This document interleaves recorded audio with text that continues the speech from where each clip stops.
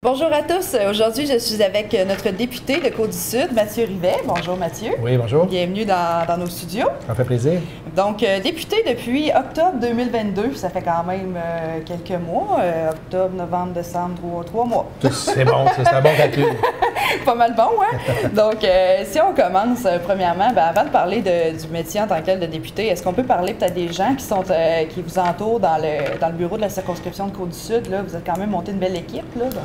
Tout à fait. Écoute, on peut parler de fierté aussi, parce que c'est quand même tout qu'un moment. Puis oui, effectivement, un travail assez intense, j'ai envie de dire ça, parce que ça bouge beaucoup. Hein. Au moment des élections, il y a la campagne électorale. Dans mon cas aussi, vous n'êtes pas sans savoir que tout ça est allé très vite. Oui. Donc, évidemment, les gens qui ont travaillé à la campagne, je pense à Diane puis à Chantal, qui ont travaillé, qui étaient directrices de campagne, on a pu s'adjoindre une équipe merveilleuse, mais ils ont fait un travail tellement génial que ça m'a permis, moi, d'avoir vraiment tout le temps pour aller à la rencontre des citoyens et des gens de Côte-du-Sud. Ça a été super. Puis d'ailleurs, elle travaille avec nous à temps partiel, mais deux policières à la retraite qui ont envie de continuer à faire un travail politique et à faire aussi les cas de comté qu'on appelle, donc de pouvoir répondre aux gens du milieu qui ont des besoins.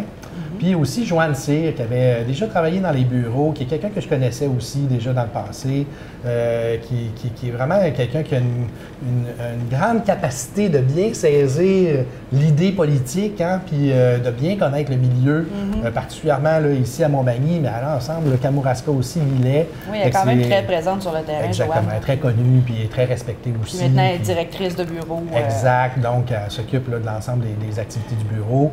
Puis, je dois vous dire, vous faire un petit partage d'avant les fêtes. On travaille très bien ensemble. C'est bien d'avoir quelqu'un avec qui on n'est pas obligé nécessairement de parler pour bien se comprendre.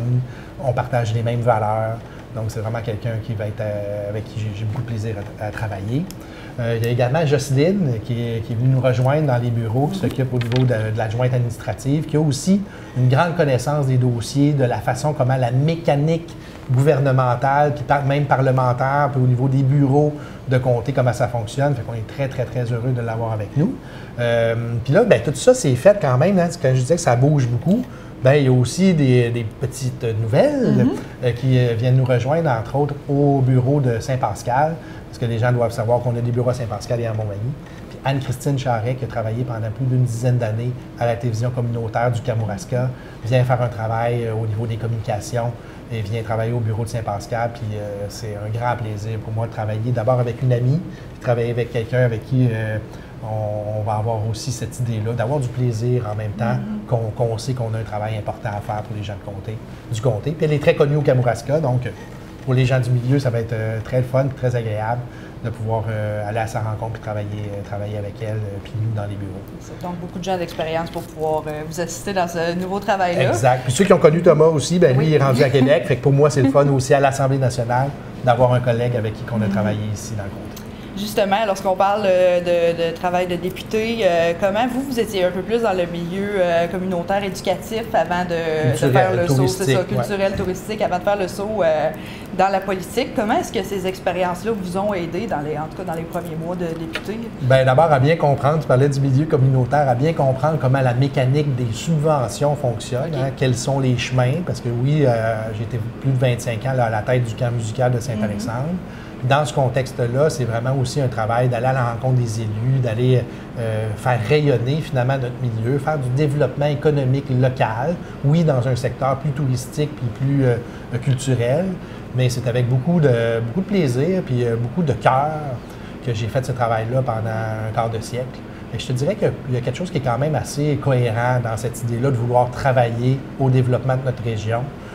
Et là, maintenant, de le faire à l'intérieur d'une région qui est encore plus grande, Côte-du-Sud, mais aussi d'appuyer les gens de notre milieu dans tous les secteurs de l'économie, puis de les aider à bien comprendre la mécanique du fonctionnement, entre autres des subventions. Justement, lorsqu'on parle de culture, là, vous avez eu une nomination, je crois, c'est comment est-ce qu'ils appellent ça? Adjoint gouvernemental. Adjoint gouvernemental. Au ministre de la Culture. C'est quoi ce rôle-là en tant que tel? Qu'est-ce que c'est concrètement? Bien, au fait, chaque ministère avait, dans les dernières années, depuis des décennies, un adjoint parlementaire. Okay. Donc, dans le passé, c'est pas dans tous les gouvernements que l'adjoint parlementaire avait un rôle vraiment très grand à jouer. Outre le fait qu'en chambre, donc quand on est au Salon Bleu, des fois le ministre, s'il est absent ou s'il y a un secteur plus particulier que l'adjoint parlementaire connaît davantage, bien, il y avait un partage qui était fait.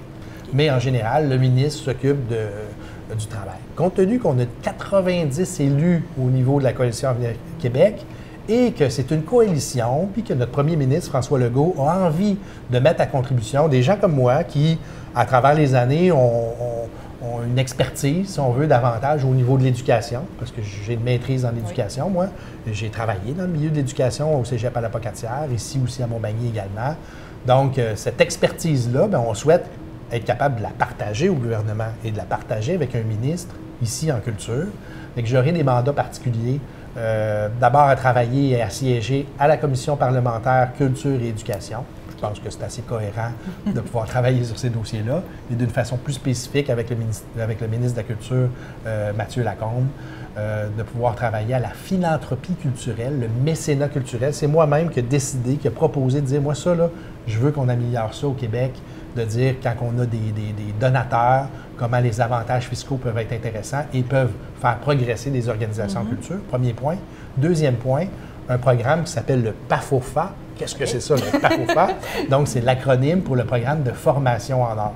Donc, toutes les écoles de musique qu'on a dans nos milieux, les camps d'été, comme moi j'ai travaillé, le conservatoire, le domaine Forget, différentes structures comme ça au Québec, bien, c'est des programmes. Je parle d'eux, mais on pourrait parler aussi en muséologie ou dans les différents programmes en culture. Je les connais bien, je sais comment ils fonctionnent, mais j'ai envie d'y contribuer, disons, à les améliorer. Puis, idéalement, aller chercher encore plus de sous au Conseil du Trésor pour développer la culture au Québec et faire rayonner l'identité québécoise. C'est quelque chose qui m'est cher. Le premier ministre le sait. Donc, on met ma contribution, si on veut, dans ce volet-là au niveau de la culture. Puis je vais partager ce rôle-là avec Samuel Poulain, qui est député en Beauce aussi. Comment est-ce que vous avez trouvé ça, la structure politique, justement? Est-ce que vous avez trouvé ça un peu plus compliqué que vous pensiez ou est-ce que votre équipe vous a quand même très bien appuyé là-dedans? Tu as dit le mot, là, puis je pense que c'est le terme « équipe ». Puis ici aussi, oui, dans le comté, l'équipe qu'on a fait, ça va être génial, mais j'ai envie de lancer pour 2023, dire aussi aux maires de nos municipalités, puis aux préfets, puis aux gens qui ont à prendre des décisions, à leur dire comment ce travail-là d'équipe est important. Puis ce soutien-là, dans l'élément d'aller à l'Assemblée nationale puis d'y travailler, je suis très conscient que j'ai beaucoup d'apprentissage à faire. Je vais les faire avec beaucoup d'humilité, beaucoup de fierté. Mais effectivement, je me sens bien appuyé par l'équipe. On appelle les caucus. Hein. Oui. Moi, j'ai cette chance-là, en plus, d'avoir le caucus du Bas-Saint-Laurent avec notre ministre responsable du Bas-Saint-Laurent, Maïté, et aussi le caucus de Chaudière-Appalaches avec notre ministre responsable qui est M. Drainville. Donc, tu sais, cette chance-là de pouvoir avoir des collègues qui sont là pour t'écouter, t'appuyer, te permettre de faire avancer les dossiers, je me sens très bien, très confortable dans les chaussures que je porte aujourd'hui. Et pour le travail qui nous attend là, pour les prochaines années. C'est quoi votre coup de cœur en tant que député, un peu d'une annonce auquel vous avez participé en 2022, excusez, on s'en vient en 2023? Quand on siège à l'Assemblée nationale, comme nouvel élu, même l'ensemble des députés, comme nouvelle législature, on a l'opportunité de faire une allocution au Salon Bleu pour parler de la réalité de notre milieu puis comment qu'on voit notre milieu. Bien, j'ai fait cette allocution-là qui a duré environ 8 minutes. Oui. Donc, j'invite les gens à aller sur la page Facebook du député Mathieu Rivet, député de Côte-du-Sud, aller aimer notre page et de pouvoir aller prendre connaissance de cette allocution-là où je parle de l'ensemble du milieu de Côte-du-Sud. Il y a quelques éléments dans ça que j'ai parlé. Ça, c'est l'allocution du député. L'autre volet, on appelle ça la déclaration du député. Avant de rentrer en chambre dans la période de questions, on peut demander de souligner un bon coup, un coup de cœur de notre région. La première fois que j'ai pris la parole au Salon Bleu, on s'entend qu'on a siégé juste 2 semaines, c'était pour parler des Alimasta et de leur propriétaire Jacques Poitras, qui, dans ma vie, a transformé l'organisation Camp musical Saint-Alexandre pour lequel je travaillais. Donc, pour moi, c'était important de dire merci à une entreprise qui a 40 ans aujourd'hui, d'avoir la chance d'avoir les 2 enfants, M. Poitras, qui ont repris l'entreprise, Stéphanie et Kevin, qui sont venus à l'Assemblée nationale entendre cette déclaration-là que j'ai faite.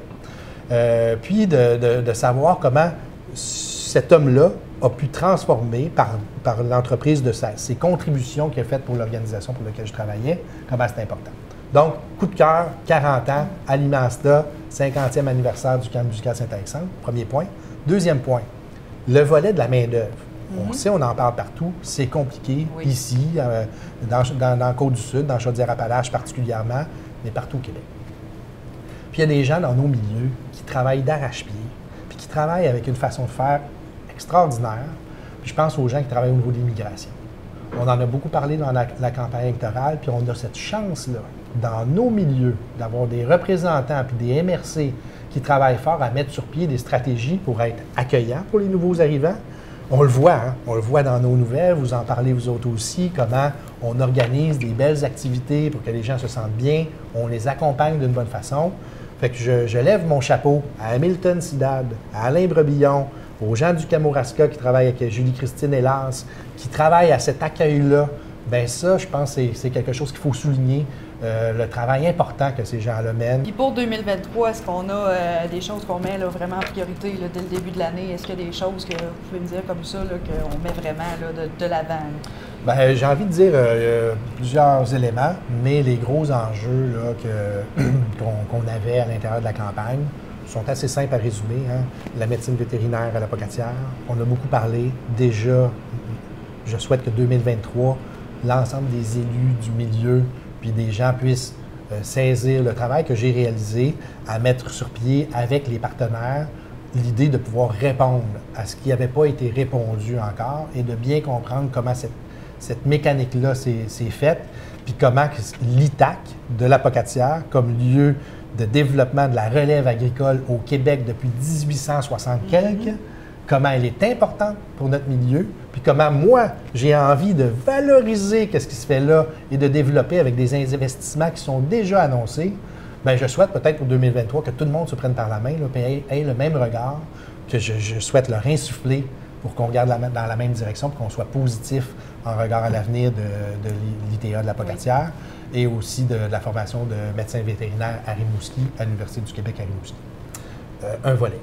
J'ai envie aussi de m'asseoir avec les gens du milieu au niveau de notre pôle de formation puis de recherche qui est la Pocatière pour développer des actions concrètes et constructives pour éventuellement développer des nouveaux programmes de formation. Puis je pense que la table est bien mise pour ça. Puis on a la chance d'avoir des gestionnaires extraordinaires comme Marie-Claude Deschênes, les gens qui travaillent là, au Cégep La Pocatière, qui ont des bonnes idées, ils ont un bon regard. J'ai envie de les appuyer dans le travail de développement qu'ils veulent faire au niveau de ce pôle de formation-là qu'on a. L'autre volet, évidemment, le complexe culturel, sportif, la santé durable ici, qui est notre signature innovation. Je pense que les gens ont bien saisi, là, puis moi aussi le premier, l'importance de voir le jour de ce projet-là. Puis, mettons que je fais un petit souhait entre toi et moi. J'aimerais ça que ce projet-là puisse être annoncé le plus tôt possible.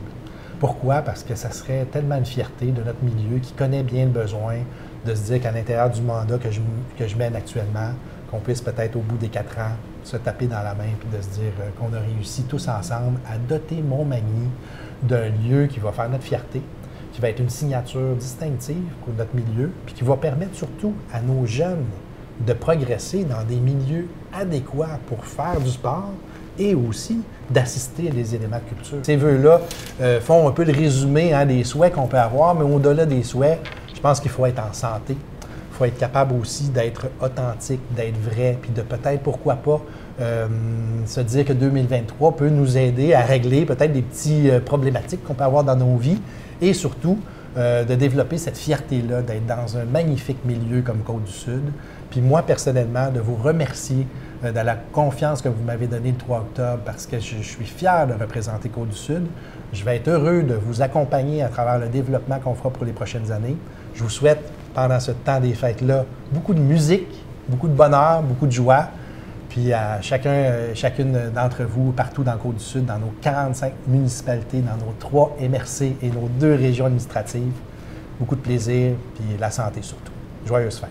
Bon, bien, merci beaucoup, M. Rivet, d'avoir pris ce moment-là pour parler avec nous. Fait qu'on va continuer à vous suivre en 2023, ce que vous allez annoncer dans la région. Puis, au nom du Journal Loi Blanche, je vous souhaite à tous une très belle année 2023. Merci.